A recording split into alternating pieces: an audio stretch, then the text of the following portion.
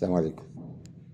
بسم الله الرحمن الرحيم وبه نستعين والصلاة والسلام على سيدنا محمد أشرف الخلق أجمعين.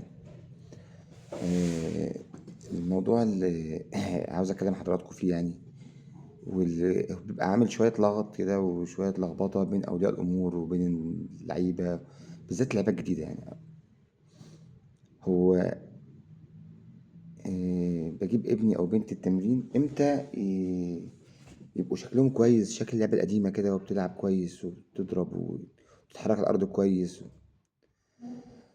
عايز بس أفهم حضرتك في الحتة دي حاجة مهمة جدا، وهي إن أي لاعب بيجي في لاعب بيجي من قريب ولاعب بيجي من بعيد. أولا لازم نبقى مقيمين نفسنا قبل ممارسة الرياضة، أي رياضة. مش بتكلم على الألعاب بتاعتنا، الكونغ فو والكيك بوكسنج والألعاب النزال، أي رياضة. في لاعب جاي من قريب ولاعب جاي من بعيد خالص، ولاعب جاي من نص نص، من مسافة قريبة يعني مش بعيدة قوي. يعني ايه بقى حد جاي من قريب وحد جاي من بعيد وحد جاي من نص نص؟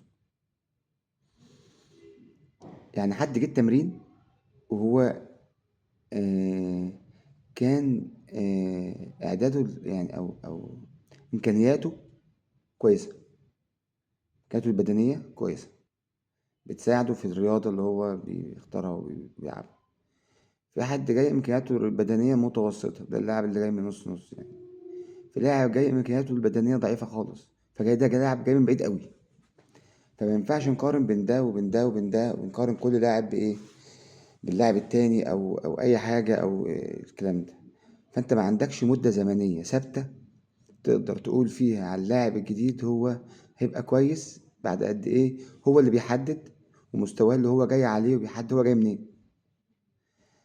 احنا ممكن مثال يعني لحضراتكم كلنا كلكم، احنا جايين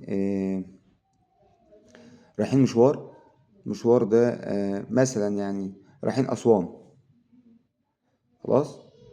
حد رايح من اسكندرية، حد رايح من القاهرة، حد رايح من مطروح، حد رايح من قنا، حد رايح من أسيوط، حد رايح من الأقصر، حد رايح من كوبومبو وجنب أسوان بشوية صغيرين.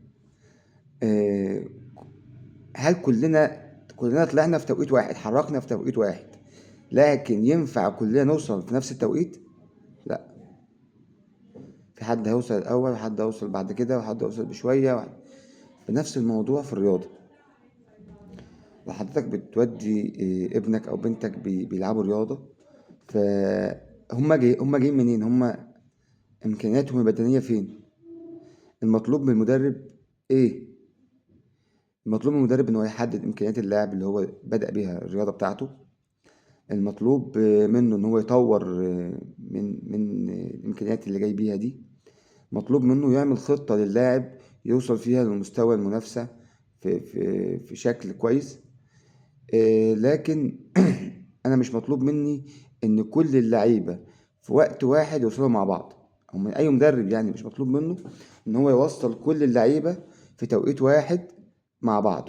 في 10 لعيبه جم النهارده بدأوا، مش مطلوب منه ان ال10 دول يفضلوا او يوصلوا في مستوى واحد مع بعض.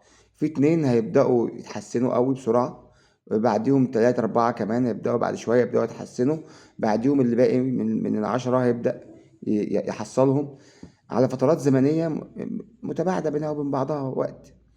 اللي بيقول ده المستوى اللاعب اللي بادئ بيه هو جاي منين. عشان كده بنقول هو جاي منين. اللي عاوز اقوله بقى لحضرتك اكتر حاجة، اصبر على ابنك، ما تستعجلش عليه في اي رياضة عشان ما تحرقوش. عشان الاستعجال في الرياضة ده شيء مش كويس، واللاعب مش هيكمل رياضة ومش هيلعب وكمان ما تضغطش المدرب اللي بيمرن ابنك. آه، ما يحسش ان انت ضاغط عليه في ان مستوى الولد يبقى عايز يبقى كويس، فهو بالتالي يضغط على الولد عشان الولد يبقى كويس بسرعة، فالولد يزهق وبعدين ما يكملش رياضة ويكره الرياضة خالص وما يبقاش موجود. يا رب اكون وضحت الحتة دي ووصلت. له في اي سؤال انا تحت امركم. السلام عليكم.